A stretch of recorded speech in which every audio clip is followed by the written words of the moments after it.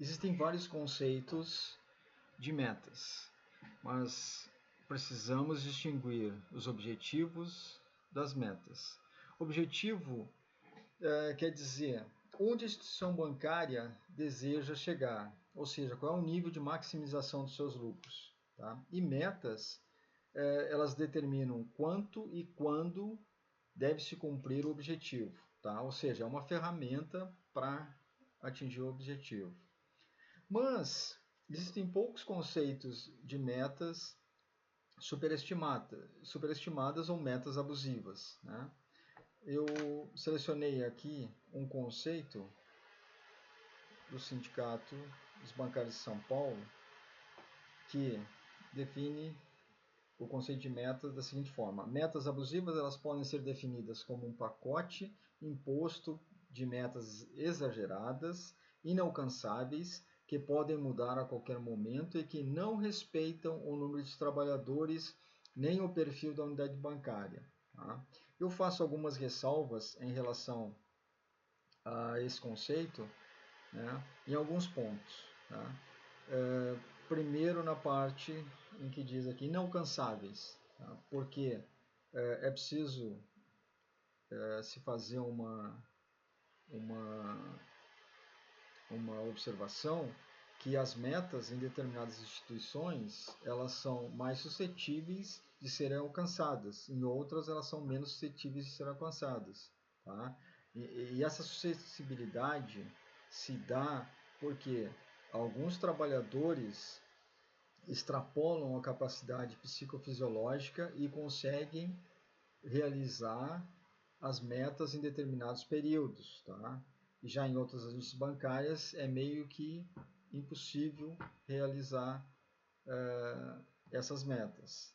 Então, a gente não pode generalizar e dizer que meta abusiva é somente as metas inalcançáveis. Né? A gente tem que ver também qual é o nível de capacidade psicofisiológica que o trabalhador consegue absorver, né, para dar conta de manter o nível de produção exigido pela instituição bancária.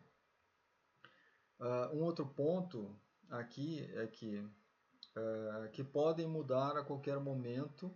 Na realidade, sim, as metas elas mudam muito rápido, né? Em questão de tempo muito curto, e é difícil para o próprio bancário acompanhar essa mudança e dar resposta a esse nível de produção, que muitas vezes ele vai de 150%, ou seja, acima do limite integral da meta, né? 150% até, já vi metas com 750% de incremento de alguns produtos. Então, para dar uma resposta a esse nível de produtividade exigida é muito difícil e causa um impacto muito grande na saúde dos trabalhadores bancários, né?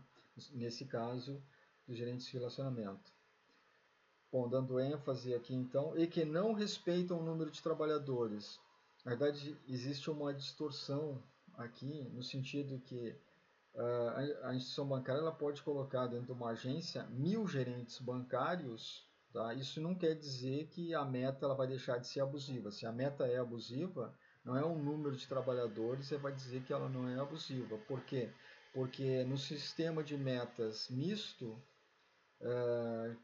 que se divide num conjunto de metas individuais e coletivas, né,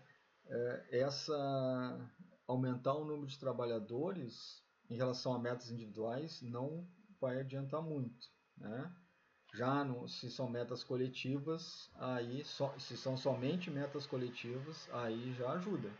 Agora, se são metas mistas ou só individuais, isso não vai fazer muita diferença, aumentar o número de trabalhadores. Um terceiro ponto aqui que diz nem o perfil da unidade bancária. Realmente a meta orçada ela não respeita o perfil da unidade bancária, assim como também não respeita o nível econômico financeiro da região, assim como não respeita a renda per capita da comunidade ou praça onde está localizada essa agência bancária.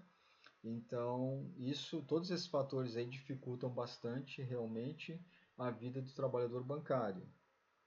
né? Então essas metas abusivas, elas, a gente precisa classificar elas de uma maneira bem consciente, né? Para que fique bem delineado o que é uma meta abusiva e o que não é uma meta abusiva. A gente não pode generalizar para não dar essas divergências. Eu tenho um conceito que, através de estudos feitos, chegamos a um conceito que pode traduzir melhor a questão de metas abusivas, né? Então, metas abusivas são metas desproporcionais que extrapolam a capacidade psicofisiológica dos trabalhadores, pois elevam a produtividade acima do nível de normalidade amplamente alcançável. Tá? Então, aqui nós não estamos correlacionando as metas somente a questões de atingimento ou não atingimento, né? Mas nós estamos levando em consideração a questão da capacidade psicofisiológica do trabalhador, né?